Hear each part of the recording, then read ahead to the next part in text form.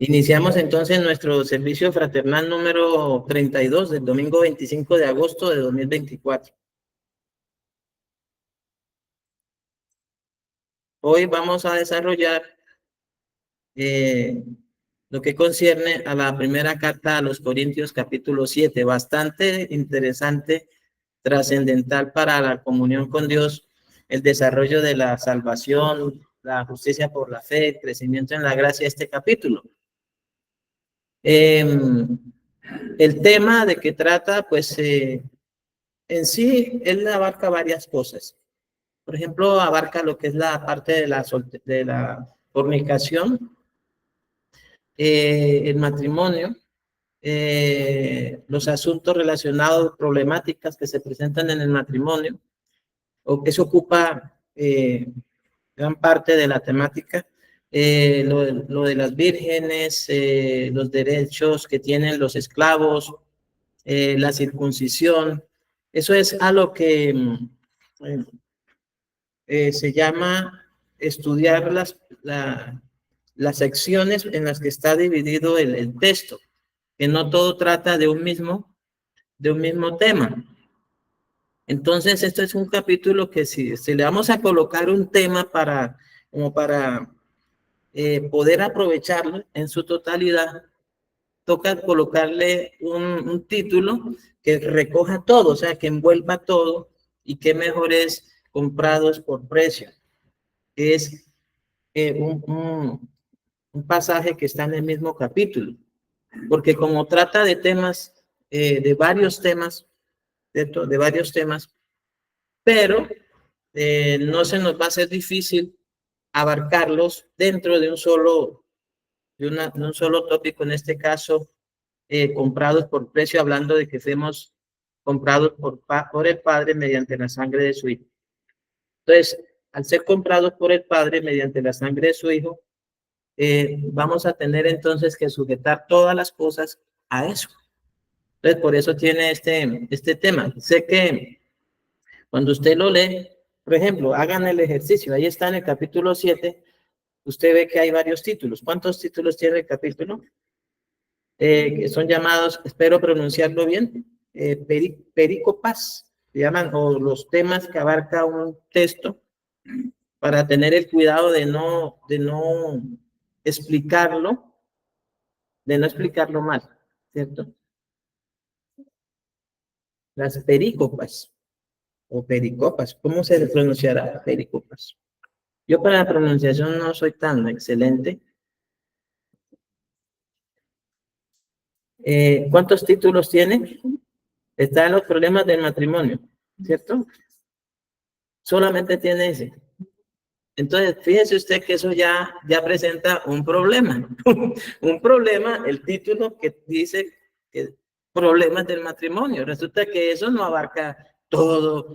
El capítulo tiene 40 versículos, ¿no? 40 versículos. Pero el capítulo no trata solo del matrimonio. Entonces, cuando se lee el título y se cree que todo el contenido del capítulo es relacionado al matrimonio, cometemos un error.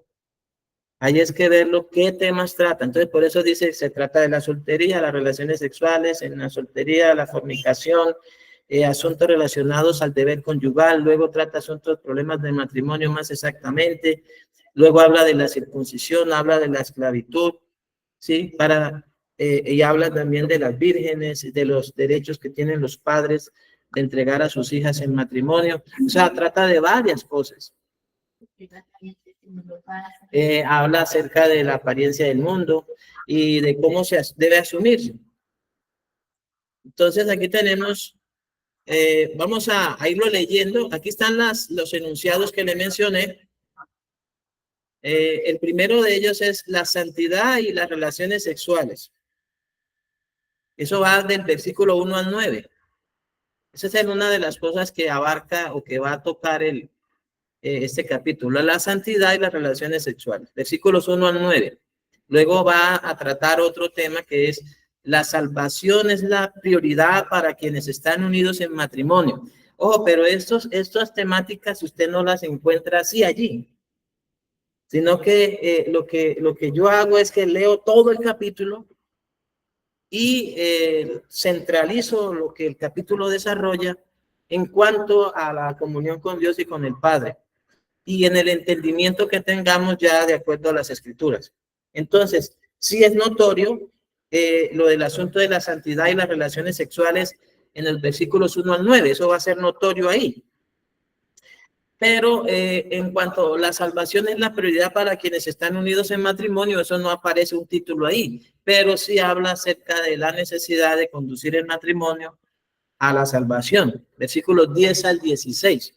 Luego el tercer punto de que conforme la gracia de Dios se nos ha dado, le he puesto: por precio fuisteis comprados, no os hagáis esclavos de los hombres, versículos 17 al 24.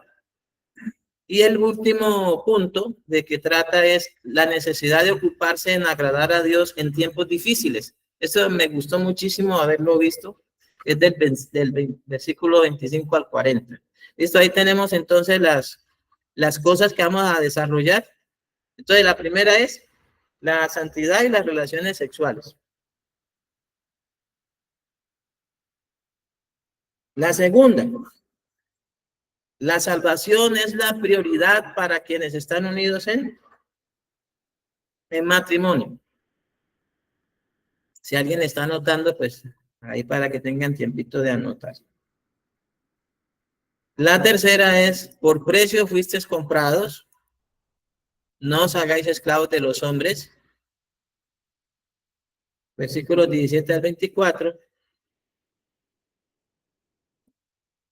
Y el cuarto es la necesidad de ocuparse en agradar a Dios en tiempos difíciles, sobre todo en estos tiempos.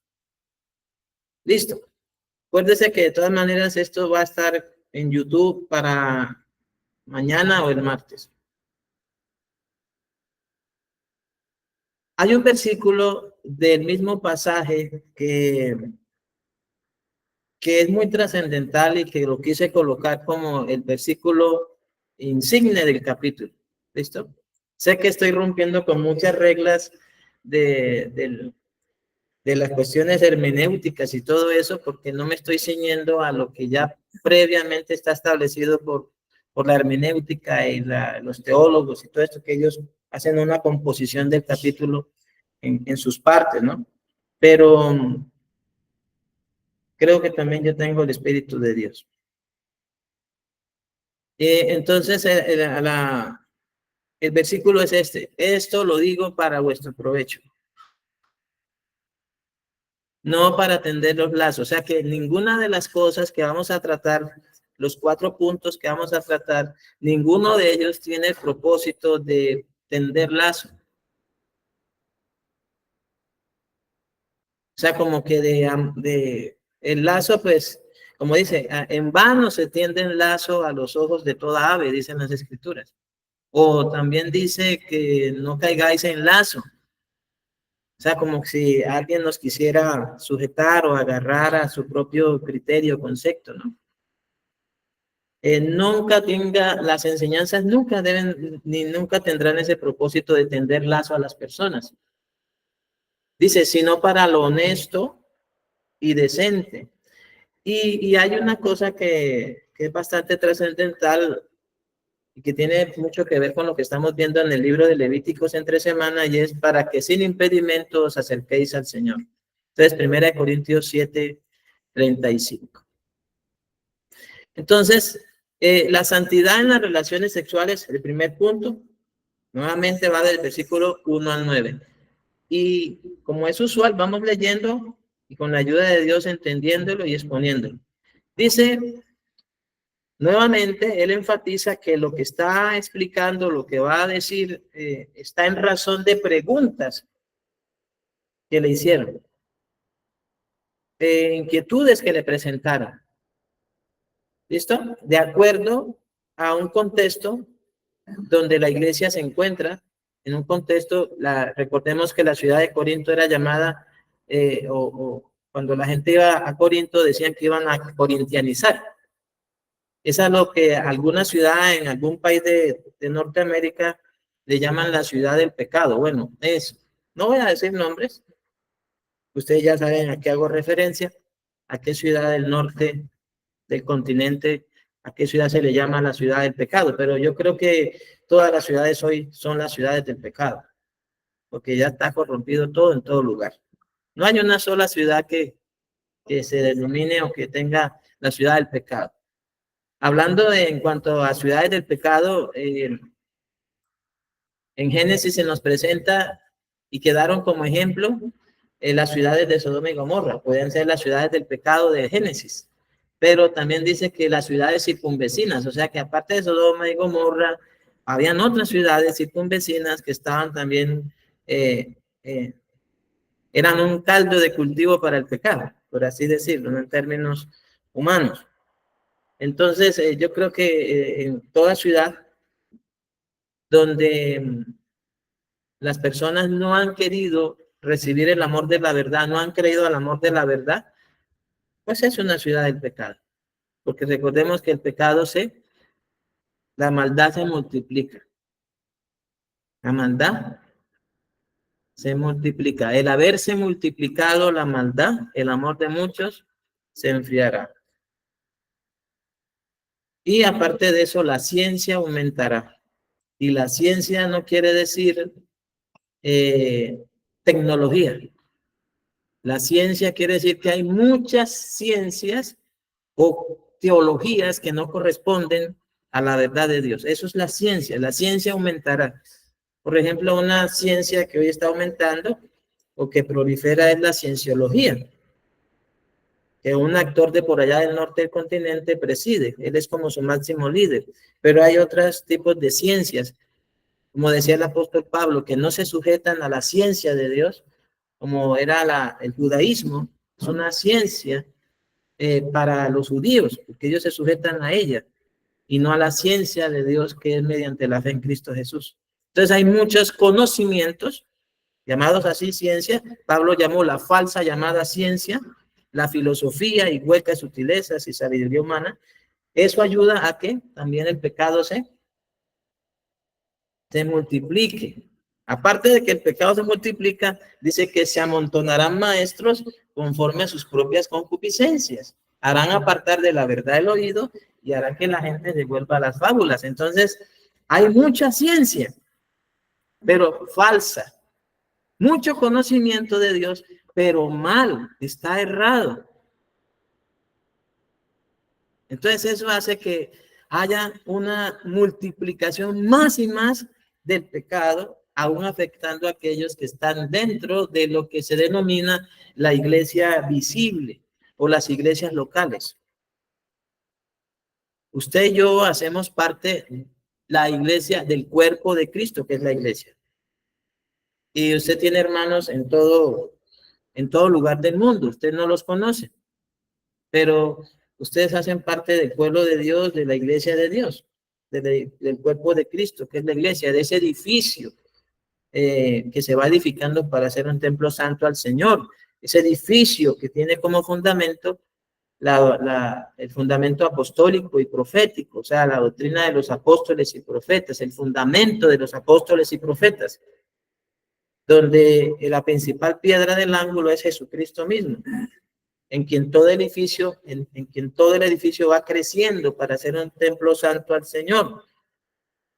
Usted hace parte de esa iglesia que es columna y baluarte de la verdad, no de esta institución, sino de la que es la iglesia, que es casa de Dios, templo de Dios, columna y baluarte de la verdad. Pero usted pertenece por razones de determinación suya a una congregación local. Es a lo que llaman los teólogos la iglesia visible. Pero usted pertenece a la iglesia invisible. ¿Sí? O sea, a la iglesia que es la que el Señor Jesucristo ganó con su propia sangre.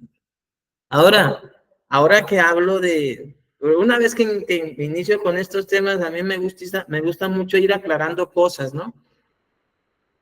Y quiero hacer un paréntesis aquí con respecto a la fornicación, de que va a tratar estos primeros versículos en razón de algo. Porque les dije que Jesucristo fue quien ganó la iglesia, quien nos ganó con su propia sangre. Aquí está expresado en este capítulo, comprado fuisteis por precio.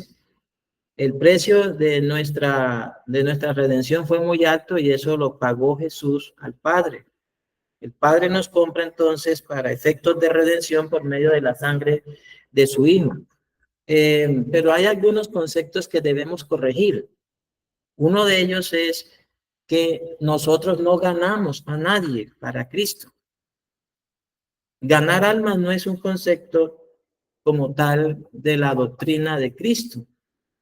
Nosotros lo que somos es lumbreras. Se nos dice que somos luminares en el mundo, somos luz del mundo, en el sentido de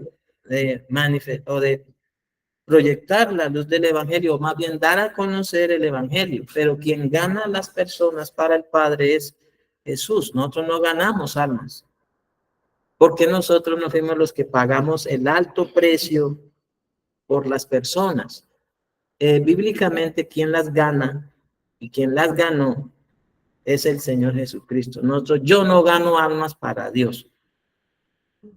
Es Jesús quien nos ganó. Dice, la cual él ganó por su propia sangre. Yo no gano el alma de nadie. Y eso, al saber eso y tener eso claro, nos ayuda a no parcializarnos con nadie, ni a vender la verdad por ninguna cosa, en el sentido de querer caerle bien a alguien o caer en gracia con alguien, como que para ganarlo para Cristo. Entonces yo no tengo esa obligación y esa responsabilidad de ganar a alguien para Cristo. ¿A quién Dios envió para ganar a esas personas? A su Hijo. ¿Ha leído usted el pasaje que dice que la iglesia fue Cristo quien la ganó por su propia sangre? ¿Cómo dice? Por tanto, mirad por vosotros y por todo el rebaño en que el Espíritu Santo os ha puesto por obispo para apacentar la iglesia del Señor, la cual él ganó por su propia sangre. ¿Eso está en qué versículo? Hechos 20, 28. Hechos 20, 28, y creo que en el contexto en el que lo está diciendo es la despedida de Pablo, ¿cierto? Y lo que él les anuncia que después de su partida entrarán lobos rapaces que no perdonarán el rebaño. Y le dice a los ancianos de la iglesia que ellos han sido puestos como pastores sobre el rebaño. Ese rebaño que es la iglesia invisible, que es la iglesia del Señor, él la ganó con su propia sangre. ¿Usted quién ganó a Brian? Cristo. Yo no. ¿Quién ganó a Monse? Cristo. ¿Cierto? ¿Quién ganó a José? A Betty, a Liceda, a Gabriela, a Mercy y a Fernando, a Belén, a Sara, a Mauricio. Cristo fue quien nos ganó. Yo no gano almas. Lo que sí debo hacer en favor de las personas es orar, interceder, ¿sí? Orar e interceder. En segundo lugar, la Biblia habla acerca de darles ejemplo, de ser testimonio para las personas y de testificarles. O sea, en tercer lugar, ¿qué hago? Testificar, dar a conocer acerca de la vida eterna que consiste en conocer a Dios y conocer a Jesús. Para que eso que está escrito ahí, que Jesús la ganó, venga a ser efectivo en esa persona, porque eso ya está.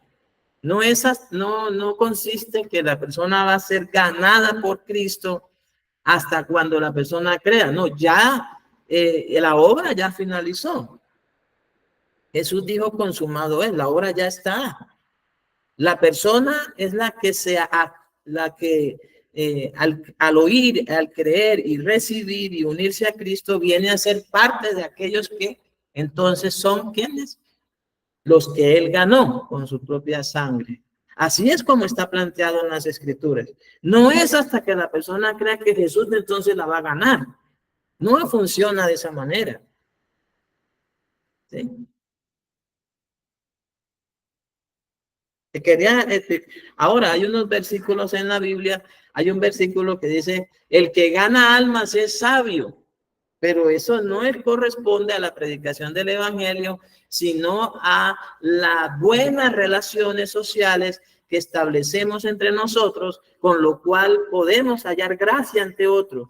Y de eso podemos entonces obtener un favor de esa persona. No está hablando de ganar almas para el reino de los cielos. Quiero que lo busquen ese pasaje, ya que nos metimos por ahí. Pero quiero que, sé que aquí hay personas que están dedicadas a predicar el evangelio y a enseñar el evangelio, y es bueno que podamos corregir ciertas cosas que son bastante trascendentales. ¿Listo? Ni siquiera importantes ni vitales, son trascendentales. ¿Por qué? Porque usted no es quien gana las almas, ni yo. ¿Listo? Eso está en Proverbios, creo que está en Proverbios para quien lo tenga. O sea, es para que ustedes lo lean. Y en el contexto en el que está hablando de las relaciones que se establecen entre las personas.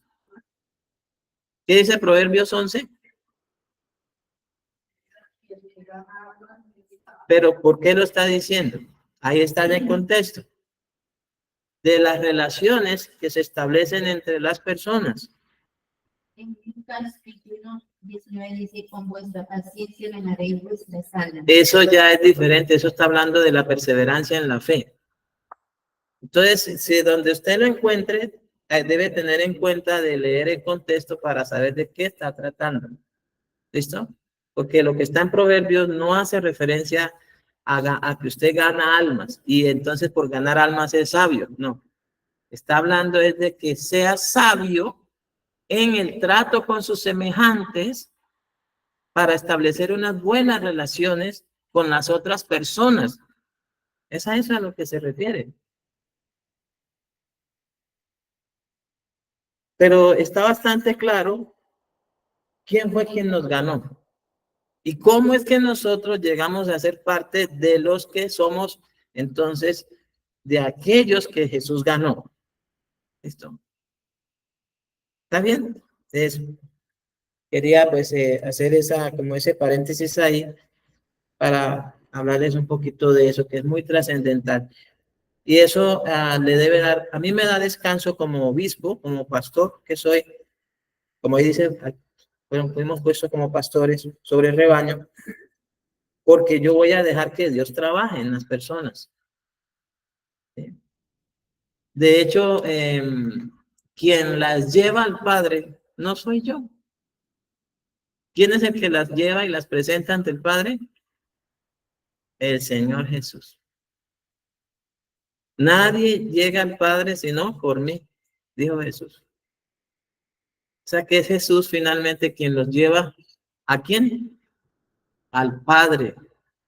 O sea que nosotros somos las personas que más almas vamos a llevar al reino de los cielos. No, es Jesús mismo quien va a presentar a cada persona que ha creído en él justo ante su Padre.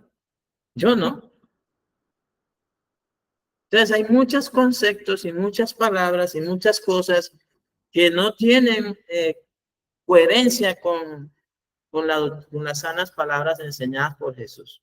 Yo creo que es necesario, por eso creo que un domingo les insistía, que leamos de manera diligente los evangelios. Vean, amados hermanos, estos tiempos, como dice ahí, el apóstol Pablo los expresa, los tiempos difíciles en la Reina Valera del 60 los expresa como tiempo, como el tiempo apremia. El tiempo apremia. En el sentido, cuando uno lo lee, parece que uno lo coloca, ay, que estoy apremia, o sea, como que. Y resulta que eso no requiere decir de que afán, sino de lo difícil que está el contexto espiritual en estos últimos tiempos. El tiempo apremia. O sea que son, como luego él lo dice y lo explica también el Espíritu Santo, son tiempos difíciles en los que estamos viviendo a nivel espiritual. Son difíciles. Y dicho por el Espíritu Santo en las Escrituras, cada día trae su propio mal, imagínese usted. Cada día trae su propio mal. Aparte del afán, cada día trae su propio mal. Y dice textualmente en la Reina Valera 60 que estos son tiempos peligrosos para la vida, para el desarrollo de una comunión con Dios. Son tiempos peligrosos. Entonces hay una sola manera de permanecer. Recordemos esas 5 cosas: que usted se aferre de todo corazón a la sola escritura, a la sola palabra de Dios. Léala, escudriñela, estúdiela, indague, afiance su credo.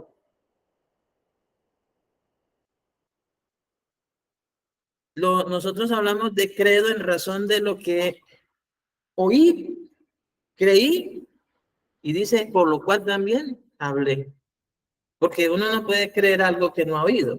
Uno oye y cree. La fe es por el oír la palabra de Dios. O sea, el oír a Cristo mismo, al Hijo de Dios, es lo que nos lleva a nosotros a tener ese creer en el corazón y entonces establecer, de acuerdo a sus sanas palabras, un credo, una confesión de fe o declaración de fe. Y yo les pido y les ruego de todo corazón que estudien las Escrituras, porque las cosas se están poniendo bien difíciles espiritualmente, bien complejas.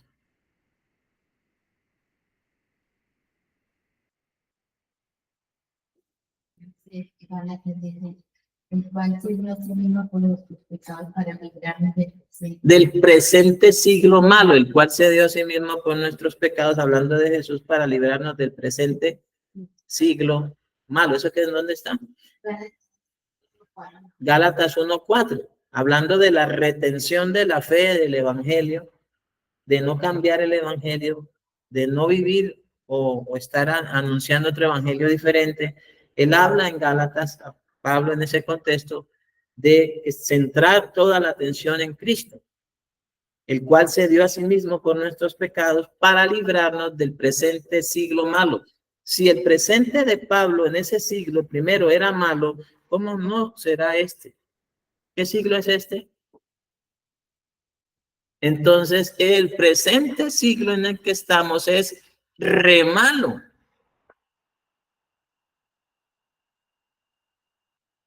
Porque la apostasía va a ser difundida con más rapidez, más velozmente, más rápidamente. Y lastimosamente, si usted coloca una matica de trigo, se demora más el trigo en crecer que la cizaña. ¿Es así o no?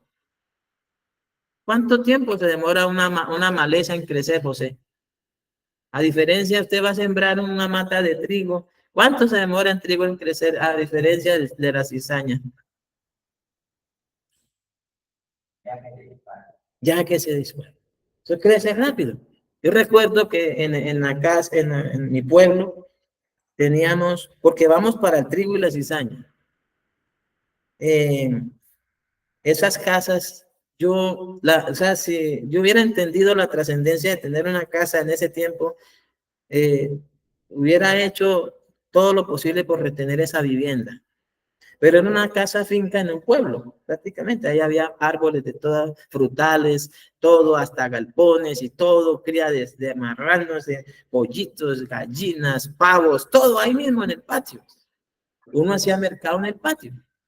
Pero también así demandaba que uno deshierbara, ¿no? ¿Y sabe qué hacía mi madre? Me decía, le tocó a usted hoy deshiervar. Y entonces uno sacaba su machetico y lo afilaba y decía, no, con machete no, con las uñas. Tiene que coger y arrancar de raíz, tiene que salir la raíz de eso y deje todo limpiecito.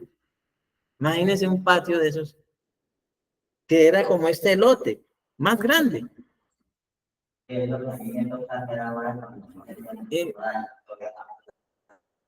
Y la tristeza que nos daba era que eso otra vez volvería a levantarse en menos de nada. Pero uno sembraba algo para comer, ahí sembrábamos espinacas, sembrábamos naranjas, limones, y uno tenía que esperar, pero esa maleza, eso no, eso se difunde tan rápido, crece tan rápido. Ahora la apostasía, que es la negación de la verdad de Cristo, el mensaje de Dios, el testimonio de Dios, se difunde tan rápido porque hay muchos medios para que se difunda tan rápido. Su crecimiento es mucho acelerado, muy acelerado. Por eso cuando Jesús habló del trigo y la cizaña, dijo que hablando ya directamente, el Padre ha puesto a sus hijos en esta tierra, pero también el enemigo ha puesto sus hijos también. Y crecen juntamente lo uno con lo otro. Imagínense. Ahí Jesús habló fue de que crecen juntamente lo uno con lo otro.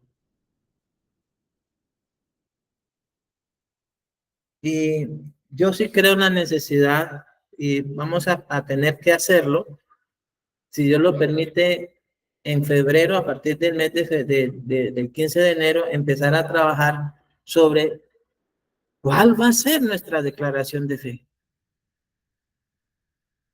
Nuestra confesión de fe, nuestra confesionalidad. Sé que en los estatutos de la iglesia, que no son propiamente sacados de a nuestro propio juicio, sino de otro, están, pero muy resumidos, muy breves.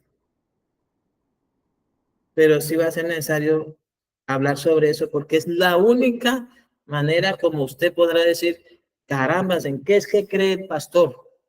¿Y qué es lo que predica? ¿Sobre qué fundamento? ¿En función de qué está enseñando? Porque hoy día es necesario eso, hermanos.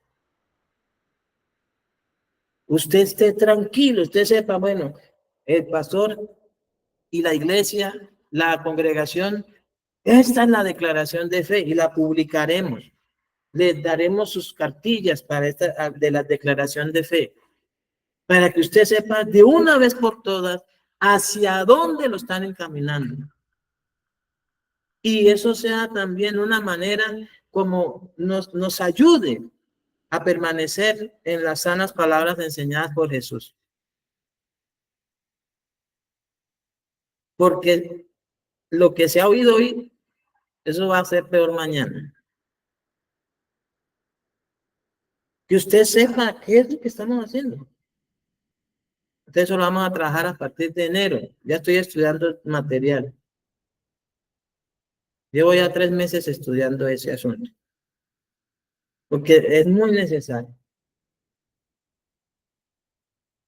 Entonces, hablando aquí de la santidad y las relaciones sexuales, de los versículos 1 al 9, en cuanto a las cosas que le escribieron, que le preguntaron a él, él dice, bueno le sería al hombre no tocar mujer.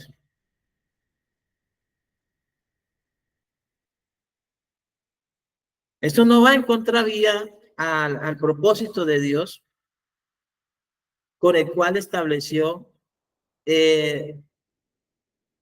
las relaciones sexuales. Recordemos que cuando Dios creó al hombre, lo creó con el propósito de juntarlos en una sola carne para que los dos, procreando, pudieran darle hijos e hijas. Eso es lo que dice el Espíritu Santo, a lo mínimo, a lo menos en 3 pasajes de la Biblia, en Génesis, en Malaquías y en el libro de los Hechos. Que habiendo en Dios abundancia de espíritu, hizo al hombre y a la mujer y los juntó en una sola carne. en el vínculo del matrimonio para que mediante el matrimonio y solamente dentro del matrimonio se sostuvieran las relaciones sexuales con un propósito principal de procrear, porque eso era lo que Dios estaba buscando, una descendencia para sí. Y dice Pablo, lo expresa en Hechos, en Atenas, de una sola sangre hizo todo el linaje de los pueblos. Y en Génesis dice que Dios bendijo a la mujer, al hombre y a la mujer, y dijo, multiplíquense. O sea que las relaciones sexuales tienen como principal propósito dentro del matrimonio la procreación. Ese es el principal propósito de las relaciones sexuales. Voy a tener el cuidado de hablar con esto con mesura y no de pronto exacerbadamente o pasar a la vulgaridad. Voy a tener la mayor cuidado con esto que es delicado. Las relaciones sexuales tienen, ahora, ya sabemos que es el primero la procreación, ¿cierto? En cuanto al propósito de Dios de tener hijos e hijas, una descendencia. O sea, ¿qué es lo que Dios espera de un matrimonio? Que le den hijos. Porque herencia de Dios son los hijos. Dice que él tiene como gran estima el fruto del vientre.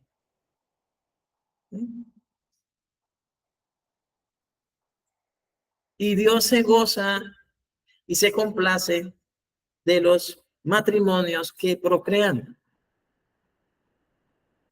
que le dan hijos e hijas.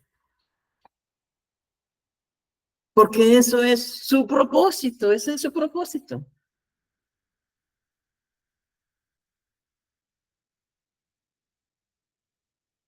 Ahora, en cuanto a la relación sexual, en cuanto a la comunión con Dios y con Jesús, Él les dice que lo hagan o sostengan esas relaciones sexuales para agradarlo a Él. En cuanto a la parejita, a los esposos que están sosteniendo esa relación sexual, les establece el deleite mutuo. Pero la relación sexual ante Dios es agradable, porque Él está viendo y está oyendo. Pero cuando ve y oye, Él está viendo el cumplimiento del pacto conyugal, los dos uniéndose en una sola carne en torno a su propósito divino. En lo cual entonces les concede a la parejita de casados, de esposos, deleitarse mutuamente, como lo dicen las escrituras, recrearse mutuamente en sus deleites sexuales. Pero también, entonces, la relación sexual es una confirmación del pacto conyugal. Recordemos que el esposo y la esposa son figura de ¿quién? De Cristo y la iglesia y Cristo. En esa, el amor de Cristo por la iglesia sujeta a Cristo. Fíjese usted lo que dice, ¿no? El amor de Cristo por la iglesia. El amor de Cristo por la iglesia. Y dice luego, y la sujeción de la iglesia a Cristo. Porque si no fuera por la cabeza que es Cristo, nosotros no podríamos amarlo a Él. Nosotros lo amamos a Él porque Él está en nosotros o estamos unidos a Él en un solo espíritu. Por eso es que está entonces la figura tan hermosa de la que Pablo se vale mucho y él habla, este misterio lo digo yo en razón de Cristo la iglesia, cuando habla del matrimonio. Entonces, ¿para qué fueron creadas las relaciones sexuales? El sexo dentro del matrimonio. Para procrear. Al procrear, se está cumpliendo el propósito de Dios de que la parejita le dé hijos e hijas. Que de acuerdo al pasaje que dice acá, es necesario que sean santos. O sea, que esa relación sexual, fíjese usted la trascendencia que tiene esa relación sexual. Esa relación sexual debe ser consciente de que está en el marco de los propósitos de Dios. Por lo cual dice que sean todos honrosos en todos el matrimonio y el lecho sin mancilla. Y cuando la parejita dice, vamos a tener hijos e hijas, debe ser un asunto de propósito, de poder contribuir al propósito de Dios, con la tranquilidad de que Dios será quien sostenga a esa familia. ¿Cuál es el temor por el cual muchos no quieren tener hijos? El temor esencial o uno de los muchos es que los tiempos están difíciles, ¿cierto? Los tiempos están difíciles, ¿sí? Hablando, el temor está más centrado, uno de los muchos, ¿no? Pueden tener varios temores, pero uno es el factor dinero. ¿Qué está resultando más económico hoy? ¿Crear a un hijo o crear a una mascota? No sé si sea adecuado decirle a un perro mascota, ¿no? ¿Sí se puede así llamarle mascota? A mí se me hace que como que están faltándole respeto al perrito. O como lo hacen un miembro de la familia y así lo tratan como un miembro de la familia, pero eso no está establecido por Dios en su sabiduría como familia. Dios no concibe que un perro sea miembro de la familia. No lo concibe. Ni lo concibe, ni lo estipuló, ni lo constituyó, ni lo acepta. Un perro no es miembro de la familia. La familia es el esposo, la esposa y los hijos que tengan que procrear. Es un animal que va a prestar una utilidad para la familia. Eso es lo que está establecido, que los animales sirvan al hombre. Eso sí es lo que está establecido por Dios. Que sirvan al hombre, sean utilitarios, sean útiles al hombre, no inútiles. Entonces, pero fíjese usted que hay ese mal concepto de que, pero estamos hablando de lo que la gente plantea. ¿Sí? Mi deber es exponer las escrituras y el propósito de Dios. La familia la constituye esposo, esposa, hijos e hijas que hayan procreado. Y eso será la familia. Por eso es que, fíjese usted que cuando Dios le dice a Abraham, en tu simiente serán benditas todas las familias de la tierra, incluyendo las mascotas, ¿no? Dice, en tu simiente serán benditas las familias de la tierra. O sea, el hombre, la mujer y sus hijos e hijas. Pero lastimosamente la falsa llamada ciencia de hoy, las ideologías del hombre natural, que lamentablemente los hijos de Dios aceptamos de buena gana y seguimos como, ahí sí como borregos al matadero. Aceptamos esas ideologías y las asumimos y las vivimos y las defendemos, pero eso no es sabiduría de Dios. Entonces, va a resultar, de acuerdo a esas ideologías, mejor no tener hijos, porque y he oído a varias personas decirlo, a mucha gente, en todo lugar donde he ido. Yo nunca he salido fuera de Colombia, pero sí espero salir fuera de este mundo cuando Jesús venga por la iglesia.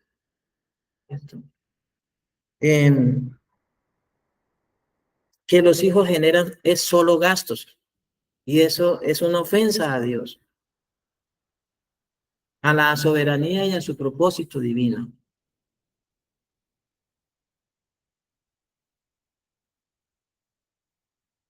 Entonces, ¿por qué razón? Porque Pablo está diciendo, por eso es que acusan tanto a Pablo, ¿no?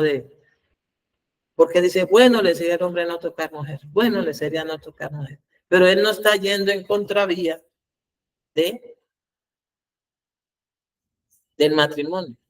Dice luego, pero a causa de las fornicaciones, entonces, a causa de las fornicaciones, que eran el pan de cada día de Corinto, como el de hoy día en todas las ciudades del pecado, cada uno tenga su propia mujer y cada uno tenga su propio marido.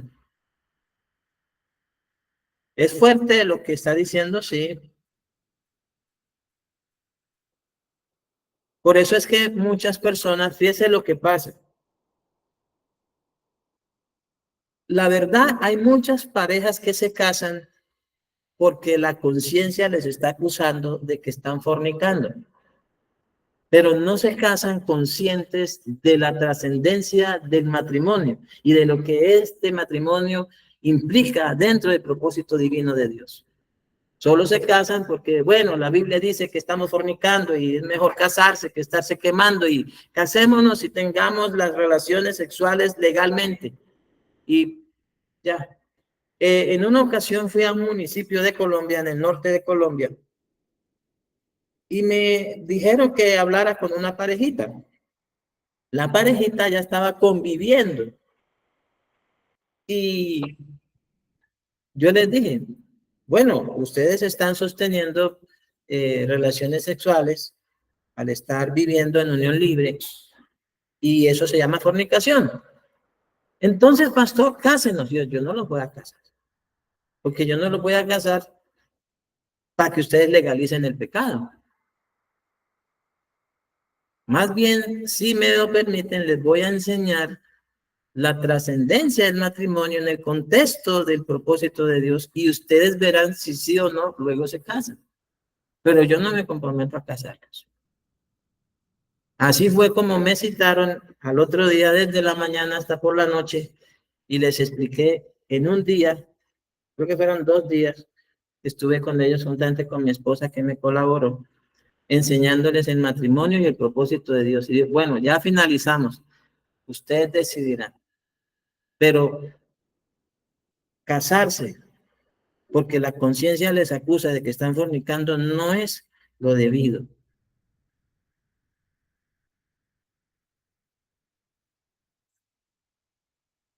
Finalmente pasó un tiempo y como a los 6 meses se casaron. Espero que se hayan casado según el propósito de Dios y no por legalizar una fornicación. Sin embargo, hay una salida para los que están en fornicación, pero una salida que no va a omitir de ninguna manera el arrepentimiento. Cuando una parejita la última que casé, no los alcancé a casar porque se murió el esposo, les dije, es necesario que ustedes confiesen su fornicación delante de Dios y le pidan perdón a Dios por todos los 5 años de fornicación que han tenido. ¿Es necesario? Me dijeron, ¿es necesario? Sí, es necesario. Pídanle, entonces, aquí vinieron, ahí estaban sentados, hicieron la oración.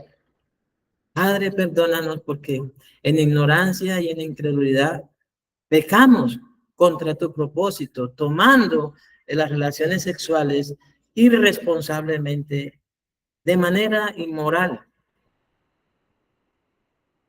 Y ellos pidieron perdón a Dios por haber fornicado en unión libre o haber sostenido relaciones sexuales mientras estaban de novios. Finalmente se consagraron, se santificaron, se casaron y uno de ellos falleció. Pero hay una salida. ¿Cuál es? El arrepentimiento. No como tal el casamiento, sino el arrepentimiento. Porque recordemos que nunca ninguna cosa reemplazará el arrepentimiento y la necesidad de confesar los pecados. Lastimosamente, en el medio cristiano evangélico, la mejor manera de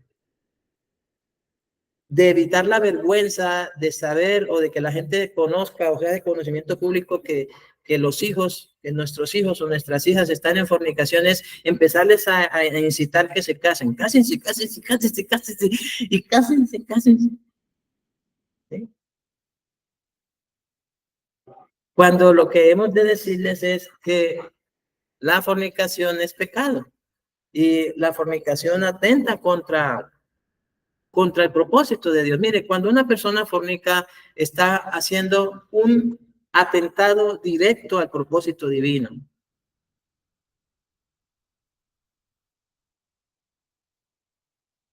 Hoy la sociedad, hablando del hombre natural, ¿qué hace el hombre natural hoy día?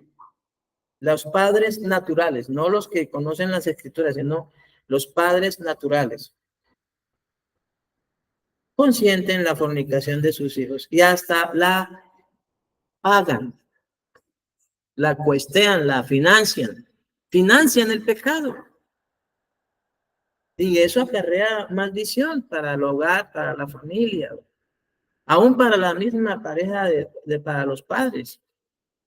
¿Por qué razón? Porque están tomando algo que es santo, que es sagrado, como son las relaciones sexuales, y la están pervirtiendo porque finalmente, por proteger a los hijos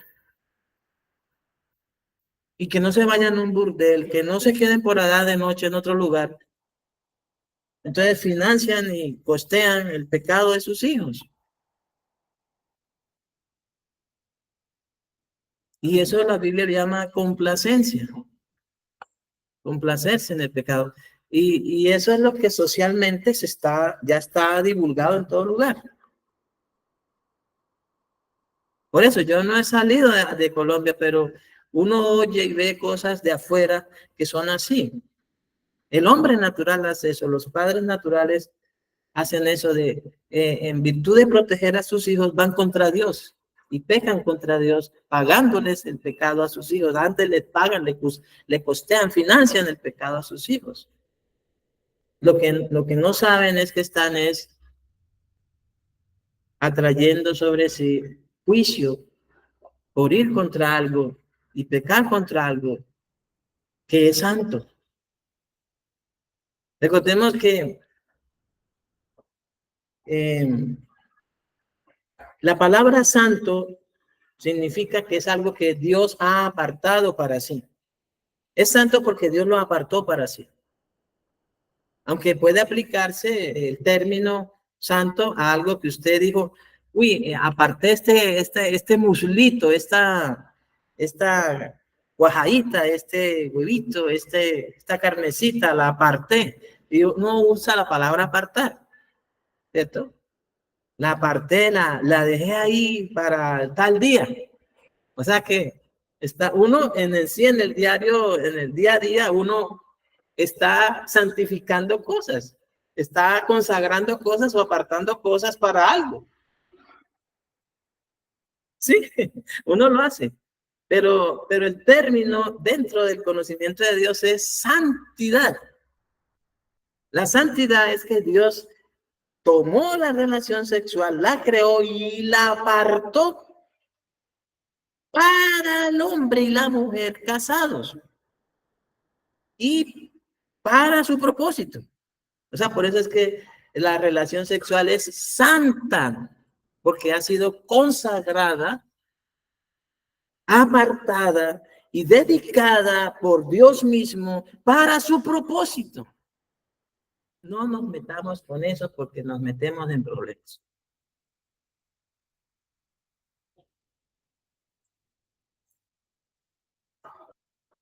Ahora, usted puede, aplicando este conocimiento, ayude cada uno de nosotros. A mí me dio mucha alegría. Nosotros tenemos personas que conocemos, gente que vemos que ya está llevando una vida marital, o sea, una vida sexual sin estar casada. A esa persona ayúdelo, háblele, díganle, redargúyalo, repréndalo, exhórtelo con toda paciencia, con doctrina.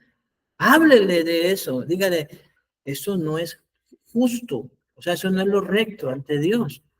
Tú te estás metiendo con algo que es santo, que Dios apartó, consagró y dedicó para sí, de uso exclusivo en el matrimonio. ¿Por qué más bien no te vuelves a Dios?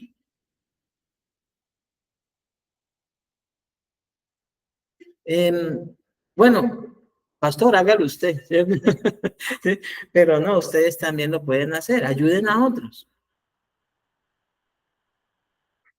Gracias a Dios, en esta semana, solo en una semana, se comunicaron con nosotros dos personas que conocen el Evangelio desde niños y ya, gracias a Dios, uno de ellos se casó ayer. El otro también creo que se va a casar en los próximos días. La ventaja es que ellos tenían el Evangelio, lo habían oído y procedieron en el temor de Dios y reverencia a Dios para consagrar sus vidas en matrimonio. Entonces, las relaciones sexuales, ¿qué son? Son santas. Alguien equivocadamente dice que fue el pecado que cometió Adán y Eva. Eso no es, eso es una brutalidad decir eso. Que el sexo es el pecado. Sexo no es pecado. Cuando su uso está enmarcado en el propósito de Dios.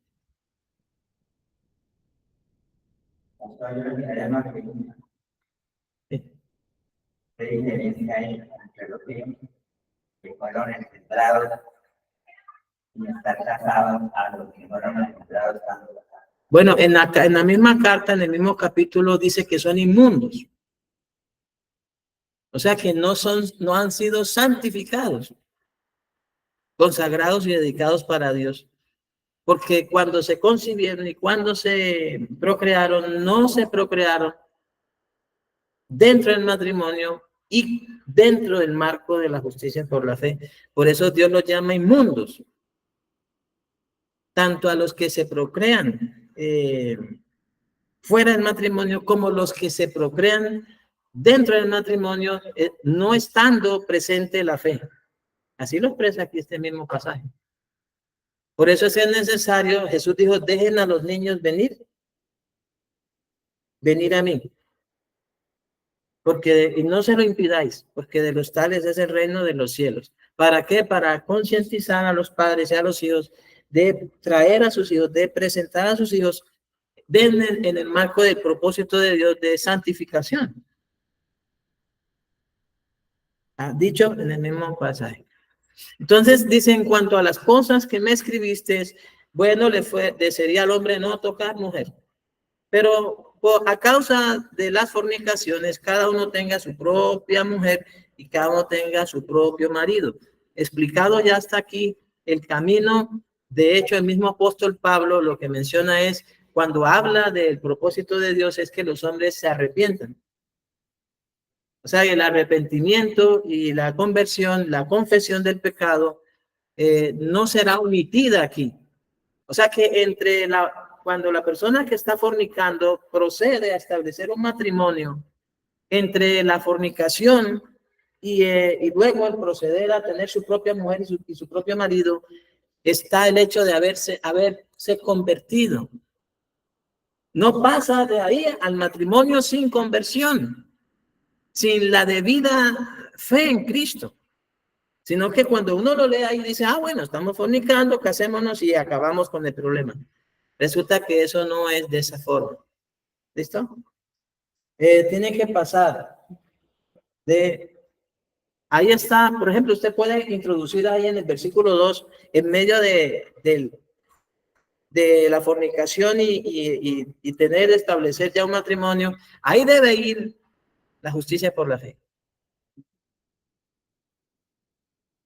O como dice Isaías 55, justo acá debe ir Isaías 55.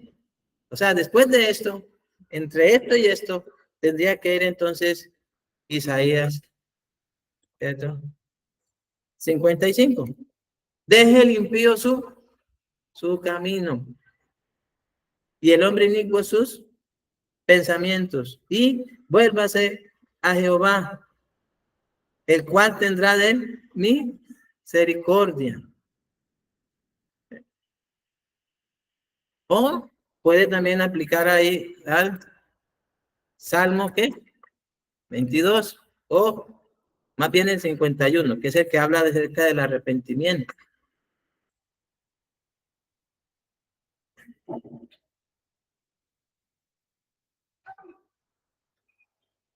Es eso. O sea, el Salmo 51, ten piedad de mí, oh Dios, conforme a la multitud de tus piedades.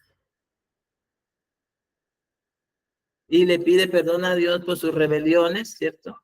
Porque su pecado está siempre delante de Dios y que contra Dios solo ha pecado y ha hecho lo malo delante de sus ojos.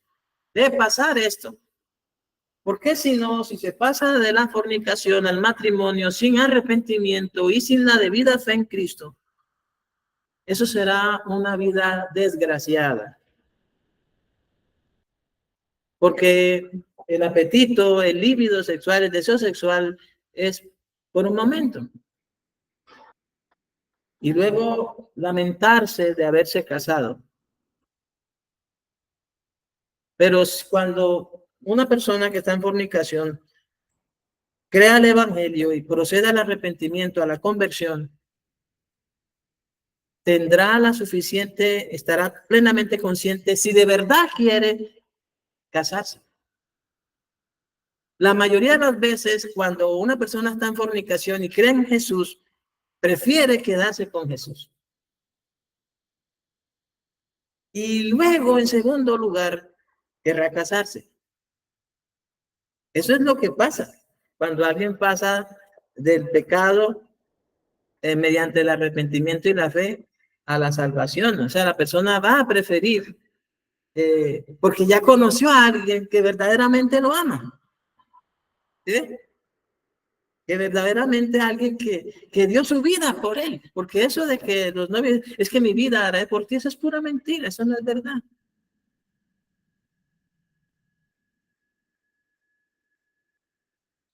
La persona que fornica y se arrepiente y crea el evangelio, la mayoría de esas personas se quedan con Jesús.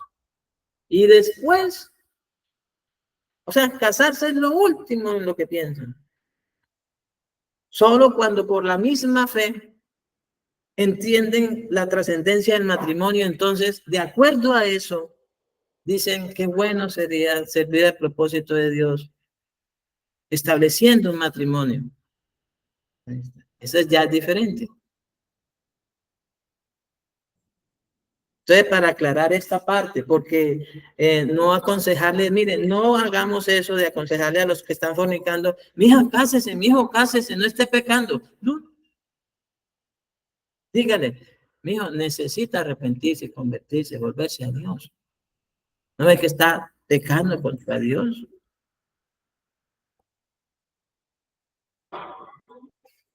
Recordemos eso que estudiamos en la carta, en la primera carta a los Corintios, también en el capítulo 5, capítulo 6. Una relación sexual en el marco de la fornicación es un sacrificio a los demonios, a ojos de Dios, en pecado, transgresión e iniquidad contra su divino propósito. Entonces, eso es lo que hay que hacer. Entre eso y eso puede ser otros pasajes, ¿no?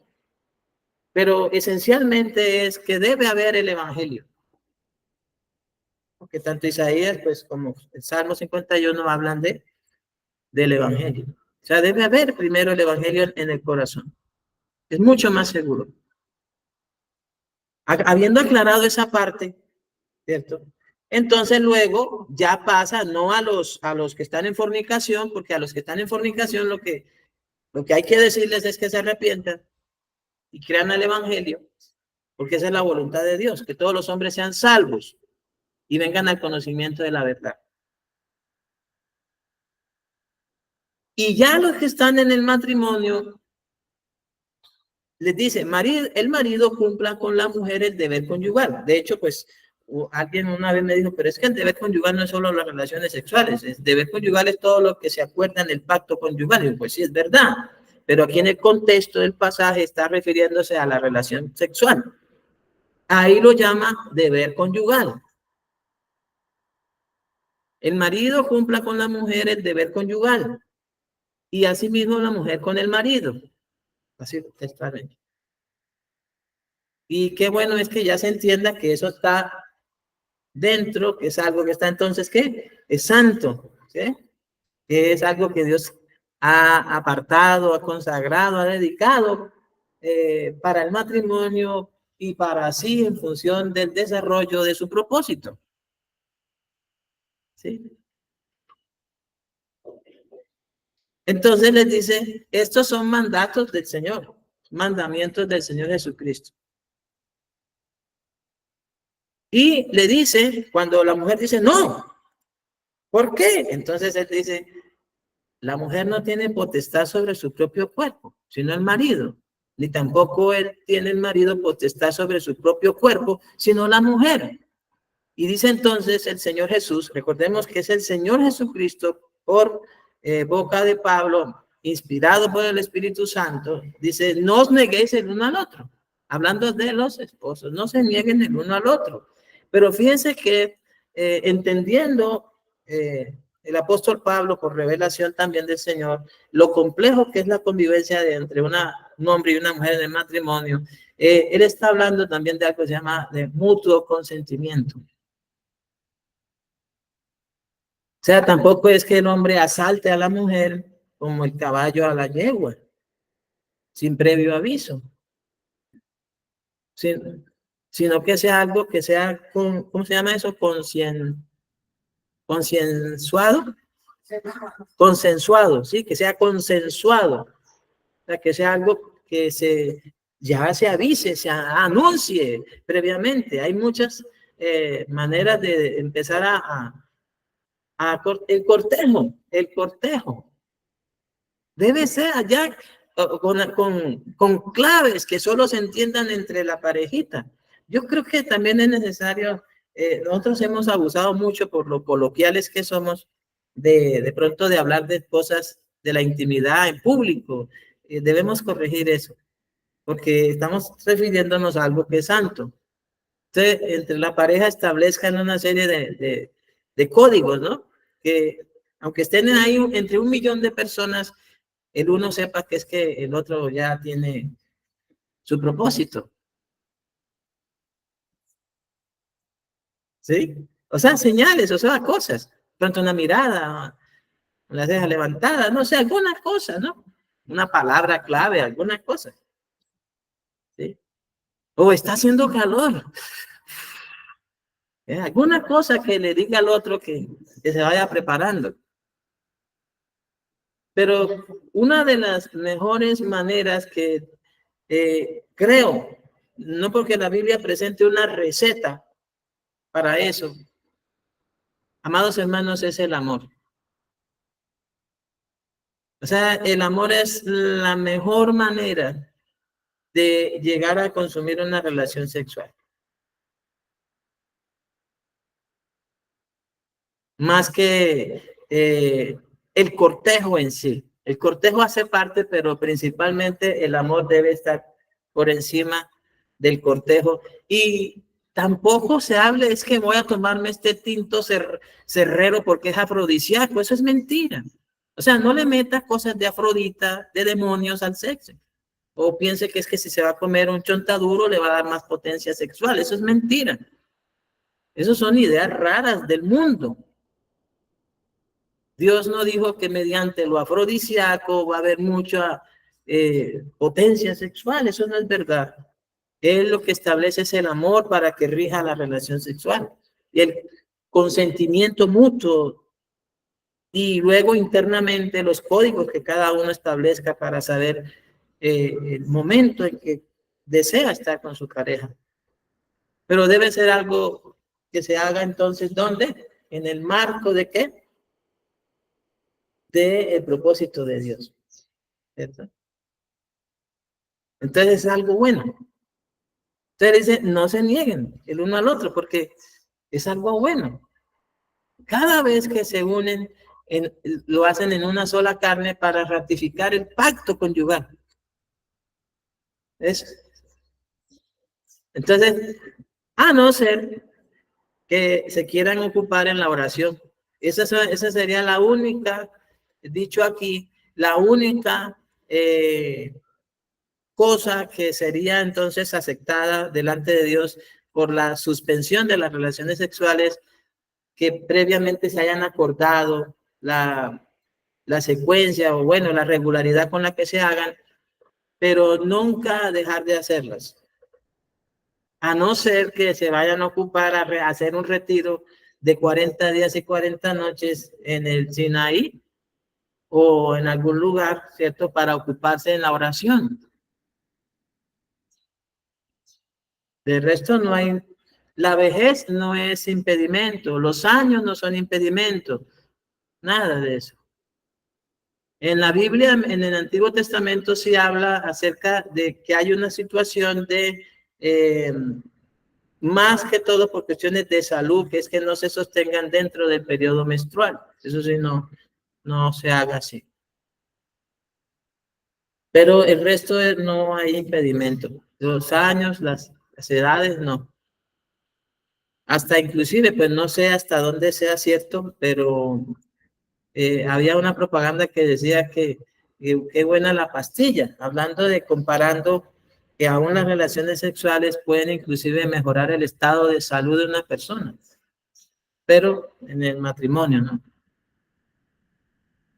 Eso ya es algo que había, porque me recuerdo una propaganda que salía sobre ese asunto. Pero fíjense usted que el problema es que hay alguien que está rondando. Hay alguien merodeando.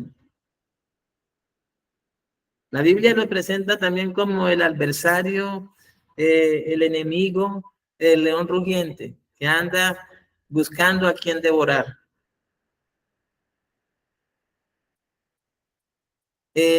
Para que no os tiente Satanás a causa de vuestra incontinencia. Y se lo dice es a los esposos, no a los que están fornicando, sino a los esposos.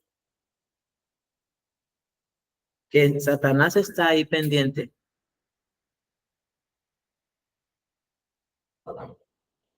Y ciertamente ha habido divorcios por eso, por la falta de relaciones sexuales. Eso parece raro, pero sí han habido parejas que se han separado, divorciado, porque ya no tienen, no experimentan deseo sexual. Y Satanás gana ventaja sobre eso y lo lleva al degolladero. Eso lo presenta así el libro de Proverbios. Vamos a dejar hasta ahí. Bueno, terminemos el 9. ¿Listo? Hasta el 9, la primera parte, para no dejarlo inconcluso. Solamente voy a leerla. Dice, mas esto digo por vía de concesión, no por mandamiento. Quisiera más bien que todos los hombres fueran como yo. Pero cada uno tiene su propio don de Dios. Uno a la verdad de un modo y otro de otro. O sea, hay quienes van a vivir solteros toda su vida, otros van a casarse. Pero el soltero y el casado entenderán que vivirán para Cristo. Digo pues a los solteros y a las viudas que bueno les fuera quedarse como yo. Pero si no tienen don de continencia, cásense, pues mejor es casarse que estarse quemando. Entonces ahí volvemos a lo de la fornicación, cuando pasa nada, ¿cierto? Aquí hay que introducir ¿qué cosa? Que el matrimonio sea de acuerdo al propósito del Señor. No que sea porque, uy, está que se quema, que arde en fuego y entonces cásese. No, esa no es la manera. Sí está contemplado que se case. Es mejor casarse que estarse quemando, ardiendo de ganas, de pasión, pero entonces debe hacerlo consciente de que el matrimonio fue establecido por Dios para el cumplimiento de su propósito, no para apaciguar las ganas de sexo o de incontinencia sexual.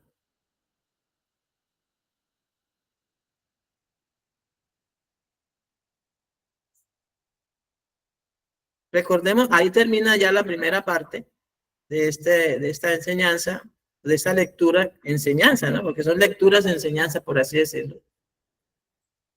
¿Sí? Primero, entonces, a los fornicarios, arrepiéntase. Prioridad es el arrepentimiento. A los que están casados, cumpla su deber conyugal. A los que son solteros y son viudas, pues bueno les sería quedarse así. Pero si tienen el deseo, no tienen don de continencia, primero pongan a Cristo por delante, el evangelio por delante, porque eso será lo que les asegurará una vida conyugal y familiar de acuerdo al propósito de Dios. Amén. Ahí terminamos. Estaban un poco incómodos por el tema, un poco incómodos. Yo no creo que ustedes con tanta cosa que oyen y ven y se incomoden por este tema, ¿cierto? Yo creo que ya no. Somos personas adultas, nada de nervios, ¿cierto? Damos gracias a nuestro Padre. Póngase de pie, por favor. He tenido el cuidado de no ir a ser vulgar con esto, ¿no? Que ese es uno de los temas que se pueden ser mal explicados y se pasa de la decencia a la vulgaridad. Creo que no usé de palabras vulgares, ¿cierto? Bueno, creo que hemos sido muy decentes en este asunto. Padre, en el nombre de Jesús, vamos a hacer una oración por los que están primeramente en fornicación.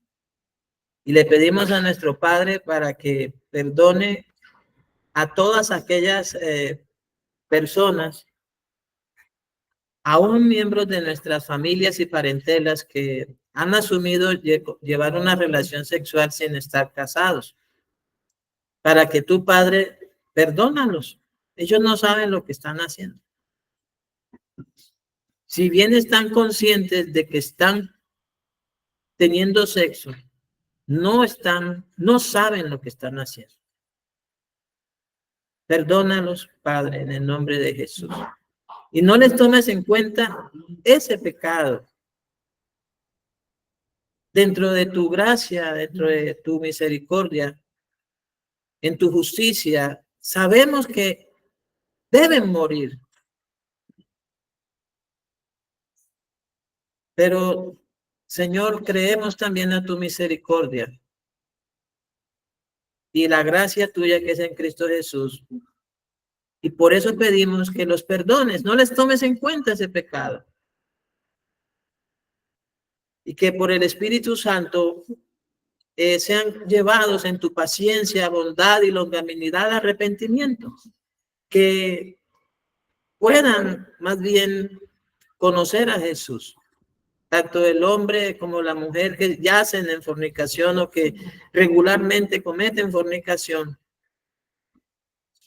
o que viven en unión libre cometiendo fornicación.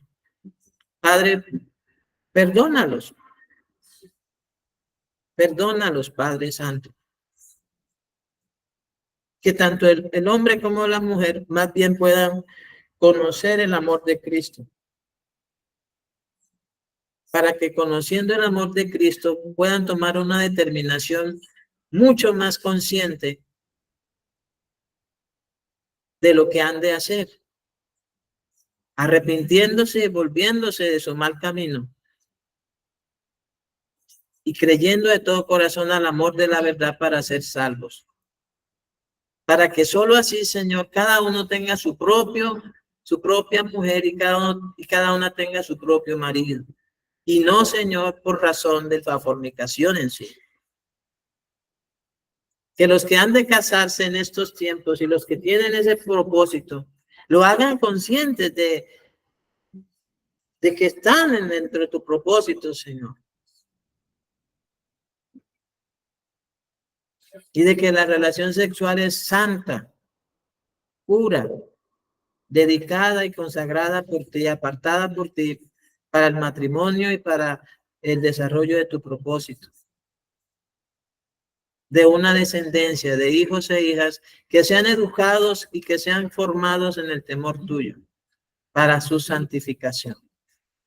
Para que todos los hijos e hijas nacidos en fornicación, que ahora son inmundos o no son santos, te rogamos que sean santificados, que esos padres, esas madres, dejen a sus hijos venir a Cristo y no se lo impidan. En el nombre de Jesús, para que estos niños, estos hijos, reciban la bendición de Cristo. En el nombre de Jesús. Y rogamos, Padre Todopoderoso, por tu gracia, que quienes están unidos en matrimonio cumplan su deber conyugal, conscientes de las bondades de las relaciones sexuales y lo buenas y santas, puras que son de mucha importancia para el desarrollo de una vida conyugal sana, en el nombre de Jesús, pero también, Señor, conscientes de que sus relaciones sexuales están vistas por ti, Señor, y en presencia tuya, Padre Santo, como algo bueno, santo, agradable y confirmación de su pacto conyugal en una sola carne. Y rogamos, Padre Santo, por los solteros, por las viudas, para que no sea por falta de continencia, sino más bien en la comprensión del amor de la verdad y de establecer las prioridades, Padre Santo, ellos también puedan tomar la decisión o de quedarse solteros o de casarse, pero siempre y cuando lo hagan en el Señor. Y esto te pido, Padre Santo, también por los hermanos de la iglesia, por nosotros, conforme a cada uno corresponda y en el contexto que se encuentre, Señor, que sea por tu palabra, que seamos guiados a hacer lo que a ti te agrada. En el nombre de Jesús. Encomiendo la vida de mis hermanos al amor tuyo, Señor, y que todas las cosas que emprendan y que hagan, siempre las hagan en el marco de tu propósito en Cristo Jesús para vida eterna. Amén. Amados hermanos, pueden saludarse. Muchísimas gracias por haber venido, por haber estado en esta reunión. La gracia de Dios está con todos ustedes.